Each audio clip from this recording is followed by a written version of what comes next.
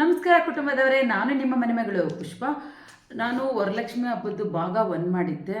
So ನೀವು decoration ಎಲ್ಲಿವರೆಗೂ ಮಾಡಬೇಕು, ಸೊ ಬೆಳಿಗ್ಗೆ ಯಾವ ಥರ ನೀವು ಮಾಡಬೇಕು, ಸೊ ಕಳಸ ಇಡಬೇಕಾದ್ರೆ ಯಾವ ಟೈಮಲ್ಲಿ ಇಡಬೇಕು, ನೆಕ್ಸ್ಟು ಸೀರೀಸಲ್ಲಿ ಹೇಳ್ತೀನಿ ಅಂತ ಹೇಳಿದ್ದೆ. ಸೊ ಈಗ ಭಾಗ 2ರಲ್ಲಿ ನಾನು ಹೇಳ್ತಾ ಇದ್ದೀನಿ. ಸೊ ನೀವು ಆದಷ್ಟು ವರಲಕ್ಷ್ಮಿ ಇಡಬೇಕಾದ್ರೆ ಆಲ್ರೆಡಿ ಸಿದ್ಧತೆ ಬಗ್ಗೆ ಹೇಳಿದ್ದೀನಿ. ನೀವು ಮನೆ ಒರೆಸ್ಬೇಕಾದ್ರೆ ಏನು ಸ್ವಲ್ಪ ಗಂಜಿಲ ಉಪ್ಪು ಹಾಕಿ ಒರೆಸ್ಬೇಕು.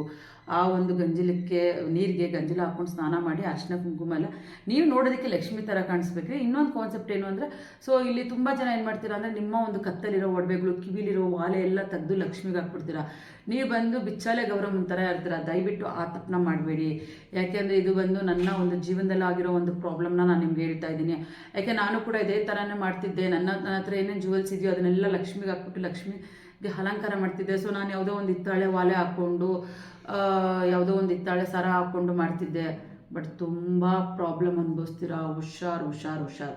ಯಾಕೆಂದರೆ ಲಕ್ಷ್ಮೀ ಪೂಜೆ ಬಗ್ಗೆ ಕರೆಕ್ಟಾಗಿ ಗೊತ್ತಿದ್ರೆ ಮಾತ್ರ ಲಕ್ಷ್ಮೀ ಪೂಜೆ ಮಾಡಿ. ಇಲ್ಲ ನಮಗೇನು ಲಕ್ಷ್ಮೀ ಪೂಜೆ ಬಗ್ಗೆ ಗೊತ್ತಿಲ್ಲ ಅಂದರೆ ದಯವಿಟ್ಟು ಅದನ್ನು ಸ್ಟಾಪ್ ಮಾಡಿಬಿಡಿ. ಸ್ಟಾಪ್ ಮಾಡಿಬಿಟ್ಟು ಬರೀ ಒಂದೇ ಒಂದು ಚೊಂಬಿಗೆ ಒಂದು ಕಾಯಿಟ್ಟು ಪೂಜೆ ಮಾಡಿ, ಒಳ್ಳೆಯದಾಗುತ್ತೆ. ಬಟ್ ಗೊತ್ತಿಲ್ಲದನ್ನೆಲ್ಲ ಮಾಡಿ ಪ್ರಾಬ್ಲಮ್ ಮಾಡ್ಕೊಬಿಡಿ. ನಿಮ್ಮ ಮನೇಲಿ ಏನೇನೊಂದು ಒಂದು ಜ್ಯುವೆಲರಿ ಇದೆ, ಆ ಜ್ಯುವೆಲರಿಯೆಲ್ಲ ನೀವೇ ಧರಿಸ್ಕೋಬೇಕು. ವಾಲೆ ಸರ ಅದೆಲ್ಲ. ಸೊ ಲಕ್ಷ್ಮಿಗೆ ಹಾಕಬೇಕು ನೀವು ಜ್ಯುವೆಲರಿ. ಯಾವ ಥರ ಜ್ಯುವೆಲರಿ ಹಾಕಬೇಕು? ಲಕ್ಷ್ಮಿಗೆ ಅಂತಲೇ ನಿಮಗೆ ಒಂದು ಬಳೆ ಶಪ್ಪಲೆ, ಚಿಕ್ಕಪೇಟೆಯಲ್ಲೆಲ್ಲ ಒಡವೆಗಳು ಸಿಗುತ್ತೆ, ಕಲ್ಲಿನ ಒಡವೆಗಳು. ಅದು ಬಂದು ಸ್ಟೋನಲ್ಲಿ ಇರುತ್ತೆ ಒಡವೆಗಳು. ಆ ಥರ ಒಡವೆ ತೊಗೊಂಬನ್ನಿ. ಒಂದು ಸಲ ತೊಗೊಂಬಂದಿದ್ದು ಒಡವೆನ ನೀವು ಒಂದು 10 ವರ್ಷ 20 ವರ್ಷ ಯೂಸ್ ಮಾಡ್ಬೋದು. ಇದು ಲಕ್ಷ್ಮಿಗೆ ಒಡವೆ, ಸೊ ಇದು ಲಕ್ಷ್ಮಿಗೆ ಜಡೆ, ಇದು ಲಕ್ಷ್ಮಿಗೆ ಡಾಬ್ ಅಂತ ಫುಲ್ ಹಾಗೆ ಲಕ್ಷ್ಮಿಗೆ ಒಂದು ಸೆಟ್ ಇಟ್ಬಿಡಿ. ಸೊ ಅದನ್ನೇ ನೀವು ವರ್ಷ ವರ್ಷ ಹಾಕಿ ಅವ್ರು ಏನೋ ಪಕ್ಕದ ಮನೆಯವ್ರು ಮಾಡ್ತಾರೆ, ಆ ಕಡೆ ಮನೆಯವ್ರು ಮಾಡ್ತಾರೆ ಅಂತ ಅವ್ರನ್ನೆಲ್ಲ ನೋಡಿಕೊಂಡು ನೀವು ನಿಮ್ಮ ಮನೇಲೆ ದಯವಿಟ್ಟು ದಾರಿದ್ರ್ಯ ತಂದ್ಕೋಬೇಡಿ. ಯಾಕೆಂದರೆ ಇದು ತುಂಬಾ ಪ್ರಾಬ್ಲಮ್ ಆಗುತ್ತೆ. ನೀವೇ ಒಡವೆ ಎಲ್ಲ ಹಾಕ್ಕೊಳ್ಳಿ, ಅರಿಶಿನ ಕುಂಕುಮ ಶೋಭಿತ ಆಗಿ ಲಕ್ಷ್ಮಿಗೆ. ಸೊ ವಿಳ್ಯದೆಲೆ ಇಡಿ, ವಿಳ್ಯದೆಲೆ ಇಟ್ಟು, ಇಲ್ಲಾಂದರೆ ಮಾವಿನೆಲೆ ಆದರೂ ಸರಿ. ಫಸ್ಟು ಒಂದು ಚೊಂಬುಗೆ ನೀರು ತುಂಬ್ಕೊಳ್ಳಿ, ಕಳಸಕ್ಕೆ ತುಂಬಿಕೊಂಡು ಅದರೊಳಗೆ ಬಂದು ನೋಡಿ ಈ ಥರ ಒಂದು ಸಾಮಗ್ರಿಗಳು ಬರುತ್ತೆ. ಸ್ವಲ್ಪ ವಿಡಿಯೋ ಡೌನ್ ಮಾಡಿ. ಸೊ ನೋಡಿ, ಇದು ಒಂದು ಶ್ರೀಫಲ ಅಂತ. ಸೊ ಗೋಮಾತೆ ಚಕ್ರ, ಕವಡೆ ನೋಡಿ, ಇದೋ ಥರ ಒಂದು ಕಾಯಿನ್ ಬರುತ್ತೆ. ಸೊ ಇದೆಲ್ಲ ಬಂದು ನಿಮಗೆ ಒಂದು 150 ರೂಪಾಯಿ ಈ ಥರ ಒಂದು ಬಾಕ್ಸಲ್ಲೇ ಸಿಗುತ್ತೆ ನಿಮಗೆ. ಸೊ ಯಾರಿಗಾದ್ರೂ ಬೇಕು ಅಂದರೆ ಬೇಕಾದ್ರೆ ನೀವು ನನಗೆ ಹೇಳ್ಬೋದು, ಬೇಕಾ ನಾನೇ ಕಳಿಸ್ಕೊಡ್ತೀನಿ. ಸೊ ನೋಡಿ ಇಷ್ಟು ಬರುತ್ತೆ. ಇದಿಷ್ಟನ್ನು ನೀವು ಬಂದು ಲಕ್ಷ್ಮಿ ಕಳಿಸ್ದಲ್ಲಿ ಹಾಕಬೇಕು. ಇಷ್ಟನ್ನು ಹಾಕಬೇಕು, ಲಕ್ಷ್ಮಿ ಕಳಿಸ್ದಲ್ಲಿ ಹಾಕಬೇಕು. ಇದ್ರ ಜೊತೆ ಬಂದು ಸೊ ಡ್ರೈ ಫ್ರೂಟ್ಸ್ ಎಲ್ಲ ಹಾಕಬೇಕು ಅಂತಾರೆ. ದಯವಿಟ್ಟು ಕೈ ಮುಗಿತೀನಿ, ಡ್ರೈ ಫ್ರೂಟ್ಸ್ ಹಾಕ್ಬಿಡಿ. ಆ ಡ್ರೈ ಫ್ರೂಟ್ಸ್ ಎಲ್ಲ ನೀರಲ್ಲಿ ಹಾಕಿ ನಾವು 1 ದಿನ ಲಕ್ಷ್ಮಿ ಇಡ್ತೀವಿ, 3 ದಿನ ಲಕ್ಷ್ಮಿ ಇಡ್ತೀವಿ. ಅದು ಕೊಳ್ತೋದ್ರೆ ಡ್ರೈ ಫ್ರೂಟ್ಸ್ ಅದು ಫಲಾರಿ, ಅದು ಕೊಳ್ತೋದ್ರೆ ಮನೇಲೆ ಮಕ್ಕಳಾಗಬೇಕು ಅನ್ನೋರಿಗೆ ಮನೇಲೆ ಪ್ರಾಬ್ಲಮ್ ಆಗುತ್ತೆ. ದಯವಿಟ್ಟು ಡ್ರೈ ಫ್ರೂಟ್ಸ್ನ ಯಾರೂ ಹಾಕ್ಬೇಡಿ. ಬರೀ ಈ ಥರ ಗೋಮಾತೆ ಚಕ್ರ ಇದನ್ನ ಹಾಕಿ, ಇದ್ರ ಜೊತೆ ಅರಿಶಿನ ಕುಂಕುಮ ಹಾಕಿ, ಅರಿಶಿನ ಕುಂಕುಮ, ಸ್ವಲ್ಪ ಅಕ್ಷತೆ ಕಾಳು, ಒಂದು ದಳ ಹೂವು ಹಾಕಿ ಫಸ್ಟು ಕಳಸ ಇಡ್ತೀರಲ್ಲ, ಕಳಸಕ್ಕೆ ನೀವು ಪೂಜೆ ಮಾಡಬೇಕು. ತಾಯಿ ಪ್ರಸನ್ನಳಾಗು, ಲಕ್ಷ್ಮೀ ತಾಯಿ ಪ್ರಸನ್ನಳಾಗು ಅಂತ ನೀವು 9 ಸಲಿನೋ 11 ಸಲಿನೋ ಹೇಳ್ಕೊಂಡು ಲಕ್ಷ್ಮೀ ತಾಯಿಗೆ ಮಾವಿನೆಲೆನೋ ಇಲ್ಲಾಂದರೆ ವಿಲೆದೆಲೆನೋ ಇಟ್ಟು ಕಳಸ ಇಡಿ. ಅದಾದಮೇಲೆ ತೆಂಗಿನಕಾಯಿ ಇಟ್ಟು, ತೆಂಗಿನಕಾಯಿ ಮುಕ್ಕೊಡಲ್ಲ ಇಟ್ಟು, ನೀವು ಏನೊಂದು ಶೋಭಿತ ಅಲಂಕಾರ ಶೋಭಿತ. ಲಕ್ಷ್ಮಿ ಬಂದು ಅಲಂಕಾರ ಪ್ರಿಯೆ. ಎಷ್ಟು ಅಲಂಕಾರ ಮಾಡ್ತೀರೋ ಅಷ್ಟು ಚೆನ್ನಾಗಿ ಕಾಣಿಸ್ತಾಳೆ ಲಕ್ಷ್ಮಿ. ಅಷ್ಟು ಅಲಂಕಾರ ಮಾಡ್ಕೊಳ್ಳಿ. ಅಲಂಕಾರ ಮಾಡ್ಕೊಂಡು ಪೂಜೆ ಮಾಡಿ, ತುಂಬಾ ಒಳ್ಳೆಯದಾಗುತ್ತೆ. ಸೊ ಲಕ್ಷ್ಮಿಗೆ ಒಂದು ತವರೆ ಹೂವು ಅಂದರೆ ತುಂಬ ಇಷ್ಟ. ಅಟ್ಲೀಸ್ಟ್ ನೀವು ತುಂಬ ತವರೆ ಹೂವಿನೆಲ್ಲ ಹಾರ ಮಾಡೋಕ್ಕಿಲ್ಲ ಅಂದರೂ ಒಂದೇ ಒಂದು ತವರೆ ಹೂವು ಆದರೂ ಇಡೋದಕ್ಕೆ ಟ್ರೈ ಮಾಡಿ, ಖಂಡಿತ ಒಳ್ಳೆಯದಾಗುತ್ತೆ. ಮತ್ತು ಪೂಜೆ ಮಾಡಬೇಕಾದ್ರೆ ಊದ್ಗಡ್ಡೆ ಹಚ್ಬೇಕಾದ್ರೆ ಹುಷಾರು. ಸೀರೆಗೆ ಒಂದೇ ಒಂದು ಕಿಡಿ ಬಿದ್ದರೂ ನಿಮಗೆ ಲಕ್ಷ್ಮಿ ನೆಕ್ಸ್ಟ್ ವರ್ಷ ಕೂರಿಸ್ಲೇಬಾರ್ದು. ಅದು ತುಂಬ ಪ್ರಾಬ್ಲಮ್ ಆಗುತ್ತೆ. ಯಾಕೆಂದರೆ ತಪ್ಪದು. ಆ ಒಂದು ಪ್ರಾಬ್ಲಮ್ ಮಾಡ್ಕೋಬೇಡಿ. ಕರ್ಪೂರ ಬೆಳಗ್ಬೇಕಾದ್ರೆ, ಆರತಿ ಮಾಡ್ಬೇಕಾದ್ರೂ ಆ ಪ್ರಾಬ್ಲಮ್ ಮಾಡ್ಕೋಬೇಡಿ. ಯಾಕೆಂದರೆ ನಿಜ ಲಕ್ಷ್ಮೀ ತಾಯಿಗಂತೂ ನಾವು ಪೂಜೆ ಮಾಡ್ಬೇಕಾದ್ರೆ ತುಂಬಾ ಗಮನ ವಹಿಸಿ ಪೂಜೆ ಮಾಡಬೇಕು. ಅಯ್ಯೋ ಬಿಡು, ಹಾಗೆ ಮಾಡೋಣ ಹೀಗೆ ಮಾಡೋಣ, ಅಯ್ಯೋ ಇಲ್ಲ ಅವ್ರು ಆ ಥರ ಮಾಡಿದ್ರು ಈ ಥರ ಮಾಡಿದ್ರು, ಅದೆಲ್ಲ ತಪ್ಪು.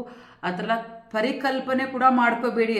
ಸೊ ನಾನು 2 ವರ್ಷದಿಂದ ವರಲಕ್ಷ್ಮಿ ಹಬ್ಬನೇ ಸ್ಟಾಪ್ ಮಾಡಿದ್ದೀನಿ. ಏನಕ್ಕೆ ಅಂದರೆ ನಮಗೆ ಗೊತ್ತಿಲ್ಲ, ನಾವು ಕೆಲವು ತಪ್ಪು ಮಾಡಿಬಿಡ್ತೀವಿ ರೀ. ವರಲಕ್ಷ್ಮಿ ಹಬ್ಬ ಮಾಡಬೇಕಾದ್ರೆ ಆ ಸಂಕಟ, ಆ ನೋವು ಎಷ್ಟು ಅನುಭವಿಸ್ತೀವಿ ಅಂದರೆ ಸಿಕ್ಕಾಪಟ್ಟೆ.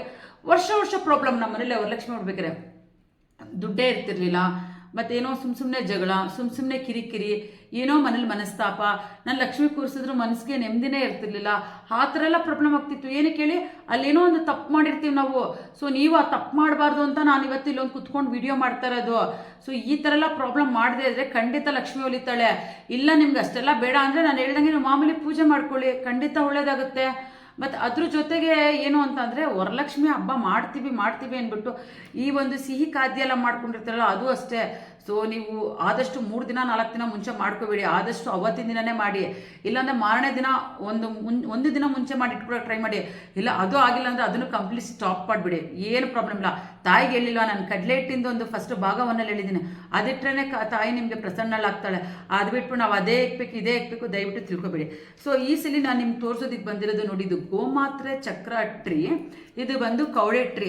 ಸೊ ಈ ಒಂದು ವಿಶೇಷವಾದ ಒಂದು ಟ್ರೀನ ನನಗೆ ಒಬ್ಬರು ಗುರುಜಿ ಹೇಳಿದ್ರು. ಯಾಕೆಂದರೆ ನಾನು ವರಲಕ್ಷ್ಮಿ ಹಬ್ಬನ ಮಾಡ್ತಾ ಇಲ್ಲ. ವರಲಕ್ಷ್ಮಿ ಹಬ್ಬದಲ್ಲೇ ಮಾಮೂಲಿ ನಾನು ಏನೋ ಒಂದು ಕಳಸ ಇಟ್ಟಿದ್ದೀನಿ, ಕಳಸಕ್ಕೆ ಮುಖವಾಡ ಇಟ್ಟಿದ್ದೀನಿ, ಅಷ್ಟೇ ನಾನು ಪೂಜೆ ಮಾಡ್ತಾ ಇರೋದು. ಅದ್ರ ಜೊತೆಗೆ ನಮಗೆ ಒಂದು ವರಲಕ್ಷ್ಮಿ ಹಬ್ಬ ಮಾಡಿರೋ ಒಂದು ನೆಮ್ಮದಿ ಬೇಕು, ಅಷ್ಟು ನಮಗೆ ಒಂದು ಪುಣ್ಯ ಬೇಕು ಅಂತ ಅನ್ನೋರು. ಸೊ ನಿಮ್ಮಲ್ಲೇ ನೀವು ಲಕ್ಷ್ಮಿ ಎಲ್ಲ ಇಡೋದಕ್ಕೆ ಆಗ್ತಾಯಿಲ್ಲ, ಪ್ರಾಬ್ಲಮ್ ಆಗ್ತದೆ ಅಂತ ಅನ್ನೋರು, ಸೊ ನೀವು ಈ ಥರ ಒಂದು ಟ್ರೀ ಸಿಗುತ್ತೆ ನಿಮಗೆ. ಇದು ಬಂದು ನೋಡ್ರಿ ಗೋಚಕ್ರ. ಸೊ ಇದು ಬಂದು ನಿಮಗೆ ಸೊ ಕವಡೆದು ಟ್ರೀ. ಸೊ ಈ ಒಂದು ಟ್ರೀನ ವರಲಕ್ಷ್ಮಿ ಇಟ್ಟಿರ್ತಾರಲ್ಲ, ಸೊ ಈ ಕಡೆ ಒಂದು ಟ್ರೀ ಇಡಿ, ಈ ಕಡೆ ಒಂದು ಟ್ರೀ ಇಡಿ. ಈ ಟ್ರೀನ ಹೇಗಿಡಬೇಕು ಅಂತಂದರೆ, ಒಂದು ಬೊಟ್ಲಲ್ಲೇ ಅಕ್ಕಿ ಹಾಕಿ, ಅಕ್ಕಿ ಒಳಗಡೆ ಈ ಒಂದು ಟ್ರೀನ ಹೀಗೆ ಇಡಬೇಕು. ಇಟ್ಬಿಟ್ಟು ನೀವು ಪೂಜೆ ಮಾಡಿ, ಖಂಡಿತ ಲಕ್ಷ್ಮಿ ಪ್ರಸನ್ನಳಾಗ್ತಾಳೆ. ಸೊ ಅಕಸ್ಮಾತ್ ನಿಮ್ಗೆ ಇದು ಯಾವುದು ಅಂಗಡಿ ಸಿಕ್ಕಿಲ್ಲ ಅಂದರೆ ಸೊ ನೀವು ನನ್ನ ಕಮೆಂಟಲ್ಲಿ ತಿಳಿಸಿ, ಸೊ ನಾನೇ ನಿಮಗೆ ಕೊರಿಯರ್ ಮಾಡ್ತೀನಿ. ಸೊ ಈ ವಿಡಿಯೋ ನಿಮ್ಗೇನಾದರೂ ಅನುಕೂಲ ಆಗ್ತದೆ, ಇಷ್ಟ ಆಯಿತು, ನಾನು ಹೇಳಿರೋ ಒಂದು ಟಿಪ್ಸ್ ಇಷ್ಟ ಆಯಿತು ಅಂದರೆ ಹಾಗೆ ಒಂದು 4 ಜನಕ್ಕೆ ಶೇರ್ ಮಾಡಿ. Thank you so much.